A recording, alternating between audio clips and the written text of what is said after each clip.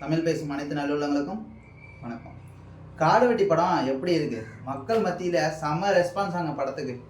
எல்லா மக்களுமே சாதி மதம் கடந்து இந்த படத்தை போய் பார்த்துட்டு வராங்க. இந்த காலத்தில் யார் படம் ஒழுங்காக எடுக்கிறா? திரைப்படங்கிறதே இங்கே சமூகத்தில் நடக்கிறத பேசுறதுக்காக தான் கொண்டு வரப்பட்டுச்சு. மக்கள்கிட்ட விழிப்புணர்வை ஏற்படுத்தணும், எந்த ஒரு விஷயத்தையும் மக்கள் மத்தியில் எளிதாக எடுத்துகிட்டு போகணும், மக்கள் மத்தியில் புரிய வைக்கணும் அப்படின்னா இதை திரைப்படத்தை பயன்படுத்தினாங்க அந்த காலத்தில்.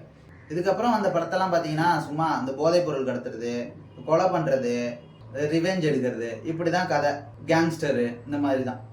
மக்களுக்கு என்ன தேவை? அந்த படத்துலேருந்து மக்கள் ஏதாவது கற்றுக்கிட்டாங்களா அப்படின்னு பார்த்தா அது கிடையவே கிடையாது. அந்த மாதிரி நினச்சி படம் பார்க்குறவங்களுக்கு காடு வெட்டி படம் மிகப்பெரிய விருந்துன்னு தாங்க சொல்லணும். இந்த படம் நான் இன்னும் பார்க்கல, என் தம்பிங்க என் ஃப்ரெண்ட்ஸ் நிறைய பேர் போய் பார்த்துட்டு வந்துட்டு சொன்னாங்க. அதை வச்சு தான் இந்த வீடியோ பண்ணுறேன்.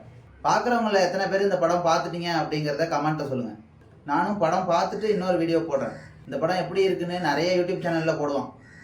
ஒருத்தன் நல்லா இருக்குன்னு போடுவாங்க, ஒருத்தவங்க நமக்கு எதிராக கருத்து உள்ளவங்க சேனல்லலாம் போய் பார்த்தீங்கன்னா படம் என்ன இப்படி இருக்குது அப்படி இருக்குது அப்படி தான் போட்டிருப்பான். எவனும் நல்லா போடுறது இங்கே யாருமே உண்மையை சொல்கிறது இல்லை. இந்த உண்மையை மக்கள்கிட்ட கொண்டு போய் சேர்க்கணுங்கிறது தான் நம்ம வேலை.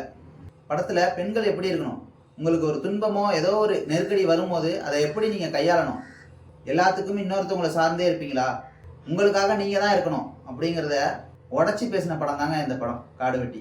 படத்தை பற்றி சொல்லும் போதே கேட்க அவ்வளோ இன்ட்ரெஸ்டாக இருக்குது. படத்தை எப்போ பார்ப்போங்கிற ஆர்வம் தூண்டுது. நாடக காதல்னா என்ன, பெண்கள் எது நாடக காதல் எது உண்மையான காதல்னு பகுத்தறியணும். எப்படி பகுத்தறிவீங்க அதை கூட இந்த படத்தில் நிறைய சொல்லியிருக்காங்க. பல இடங்களில் மியூட் பண்ணியிருக்காங்களாம், பல இடங்களில் கட்டு இருக்கான். ஸோ இது பெரிய டிசப்பாயின்மெண்ட் தாங்க. நம்ம அண்ணன் என்ன சொல்ல வந்திருக்காரு அப்படிங்கிறதையே முழுமையாக சொல்லி முடிச்சாரா அப்படின்னு கேட்டிங்கன்னா அது இல்லை தான். ஒரு 80 விழுக்காடு தான் சொல்லியிருக்காரு, இன்னும் 20 விழுக்காடு சொல்ல முடியல. அந்த அளவுக்கு ரெஸ்ட்ரிக்ஷன், நிறைய இடத்துல மியூட்டு, நிறைய பேரை சொல்ல முடியல. அது மட்டும் இல்லாமல் இந்த படத்துக்கு ஏ சர்டிஃபிகேட் கொடுத்துருக்காங்களாங்க. ஏ சர்டிஃபிகேட் கொடுக்குற அளவுக்கு இந்த படத்தில் என்ன இருக்குன்னா ஒன்றுமே இல்லை.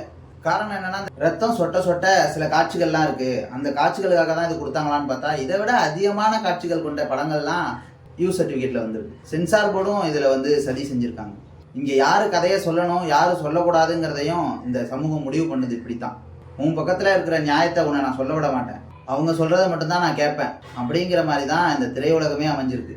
அதை மாற்றுறது தான் இந்த காடு வெட்டி படம். யாரு கூட நம்ம நெருங்கணும், யாரை நெருங்கக்கூடாது, யாரை நம்பணும் யாரை நம்பக்கூடாது, அத்தனையுமே இந்த படத்தில் இருக்காங்க.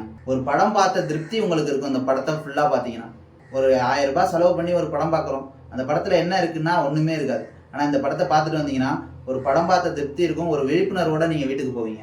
எத்தனை பேர் இந்த படத்தை போய் பார்த்தீங்க, இன்னும் யாரெல்லாம் பார்க்க இருக்கீங்க, படம் எப்படி இருக்குது, இதெல்லாம் கமெண்ட்டில் சொல்லுங்கள். நம்ம சேனலை சப்ஸ்கிரைப் பண்ணிக்கோங்க, அப்போ தான் நம்ம போடுற பதிவு அனைத்துமே உங்களை சேரும்.